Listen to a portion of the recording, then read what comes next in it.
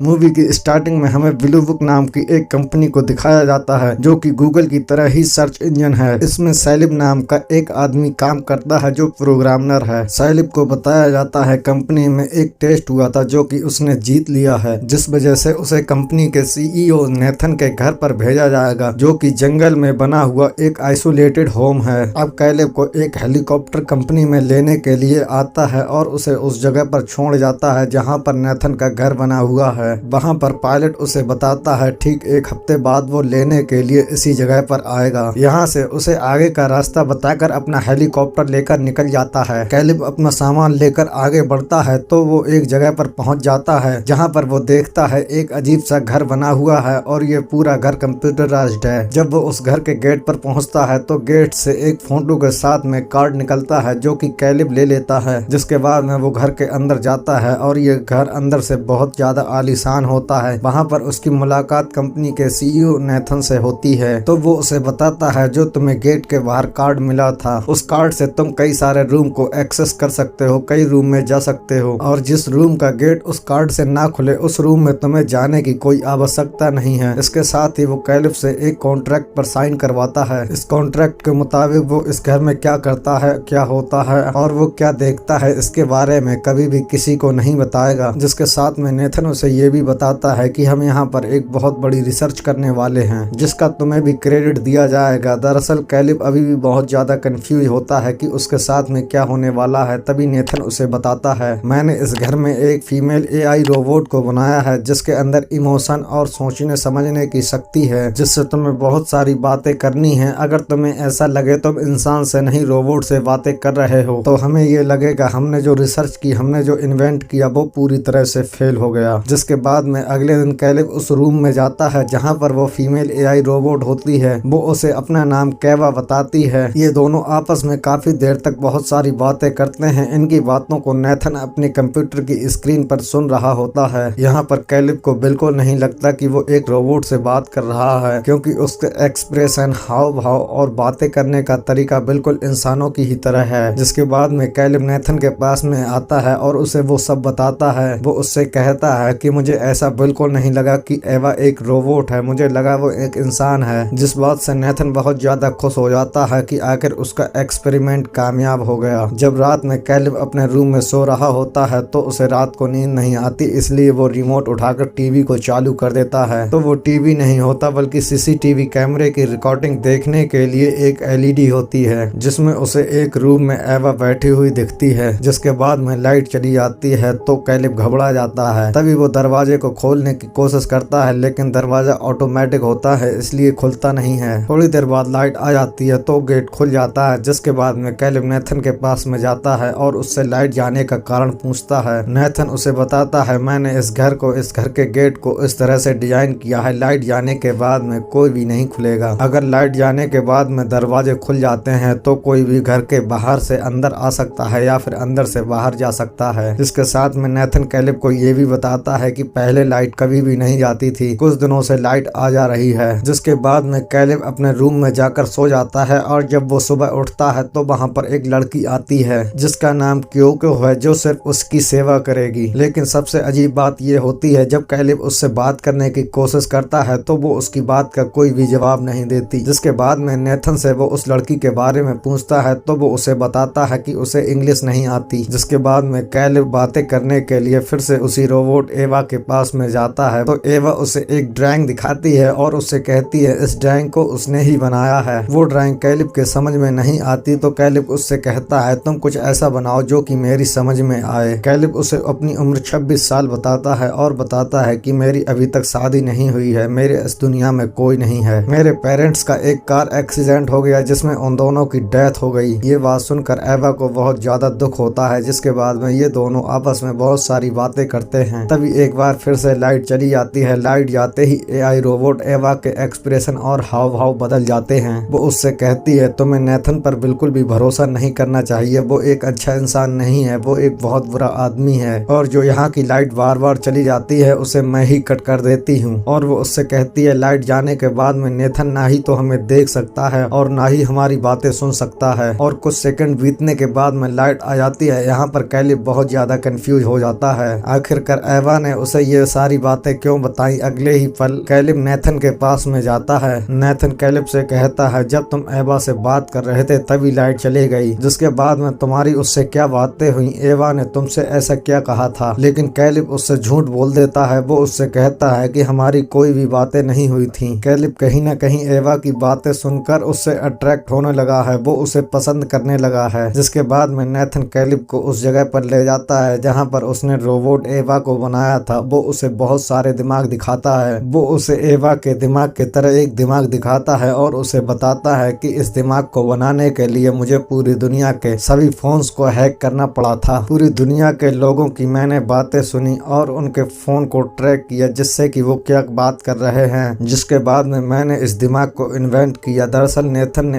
एवा का दिमाग इस तरह से बनाया था, उससे बात करके या उसकी सोच को देखकर कोई भी इंसान नहीं बता सकता कि वो एक रोबोट है। फिर अगले दिन कैलिब एवा से मिलने के लिए उसके रूम में जाता है तो एवा उसे वो ड्राइंग दिखाती है जो उसने दोबारा से बनाई थी। कुछ देर बातें करने के बाद में एवा कैलिब से कहती है अपनी आंखें बंद करो। जैसे ही वो आंखें बंद करता है तो एवा कुछ ऐसे कपड़े पहनकर आती है जिससे कि वो पूरी इंसान दिखे। जिसके बाद में वो कैलिब के सामने आकर उससे कहती है क्या तुम मुझे पसंद करते हो। तो कैलिब कहता है ऐसा नहीं है, लेकिन एवा सब कुछ समझ जाती है। वो उससे कहती है कि तुम झूठ बोल रहे हो, मैंने तुम्हारे चेहरे के एक्सप्रेशन को देखा है। एवा उससे कहती है तुम्हारे फेस एक्सप्रेशन को देखकर ऐसा लगता है कि तुम मुझे बहुत ज्यादा पसंद करते हो। वो उससे कहती है कि मैं तुम्हारे साथ डेट पर जाना चाहती हूँ। जिसके बाद में कैलिब वहाँ से चला जाता है और नेथन के पास में जाता है। वो उसे बताता है कि एवा बहुत ही ज्यादा ब्रिलियंट है, वो किसी के भी चेहरे के एक्सप्रेशन को पढ़ सकती है, जिसके साथ ही वो सच और झूठ को भी पकड़ सकती है। नेथन कैलिब को बताता है कि मैंने उसके दिमाग में सिर्फ इंसानों के हाव भाव और इंसानों के अंदर क्या होता है वही चीजें डाली हैं, लेकिन वो बाकी की चीजें अपने आप सीख रही है। जिसके बाद में वो उससे पूछता है आखिर तुमने उसे लड़की क्यों बनाया। तो नेथन उससे बताता है कि वो लड़कियों की तरह ही इंटीमेट हो सकती है, उसके सारे बॉडी पार्ट्स लड़कियों की तरह हैं और मैं ये चाहता हूँ कि तुम उसके साथ इंटीमेट हो जाओ। कैलिब अगले दिन दोबारा से एवा से मिलने के लिए जाता है और वो उसे बताता है कि रोबोट और इंसानों में बहुत बड़ा फर्क है। वो उसे बताता है इंसानों के सोचने समझने की कोई भी सीमा नहीं है और एक एआई रोबोट सिर्फ उतना ही सोच सकती है जितना कि उसकी मेमोरी में सेव किया गया हो। अब यहाँ पर एवा ये तय करती है कि वो पूरी की पूरी इंसान बनेगी। जब कैलिब अपने कमरे में सो रहा होता है तभी वो एवा के कमरे की वीडियो को स्टार्ट कर देता है जहाँ पर नेथन उसके कमरे में जाता है और उसके द्वारा बनाई हुई ड्राइंग को फाड़ कर फेंक देता है। ये कैलिब को बिल्कुल अच्छा नहीं लगता। वो समझ जाता है कि एवा को यहाँ पर कैद किया गया है। जब अगले दिन कैलिब एवा से मिलने के लिए जाता है तो वो फिर से वहाँ की लाइट कट कर देती है और वो कैलिब से कहती है कि मुझे पता है कि नेथन यहाँ से तुम्हें मुझे टेस्ट करने के लिए भेजता है। अगर मैं तुम्हारे टेस्ट में फेल हो जाती हूँ तो वो मुझे मार देगा, लेकिन मैं तुमसे बहुत ज्यादा प्यार करती हूँ। क्या तुम भी मुझसे प्यार करते हो। मैं तुम्हारे साथ जिंदगी भर एक इंसान के तरह रहना चाहती हूँ। कैलिब को यहाँ पर कुछ भी समझ नहीं आता कि अब उसे क्या बोलना चाहिए। जिसके बाद में वो नेथन के पास में जाता है और उससे पूछता है अगर एवा टेस्ट में फेल हो जाती है तो तुम उसके साथ क्या करोगे। तो नेथन उससे कहता है मैं उसके सारे बॉडी पार्ट्स को अलग अलग करके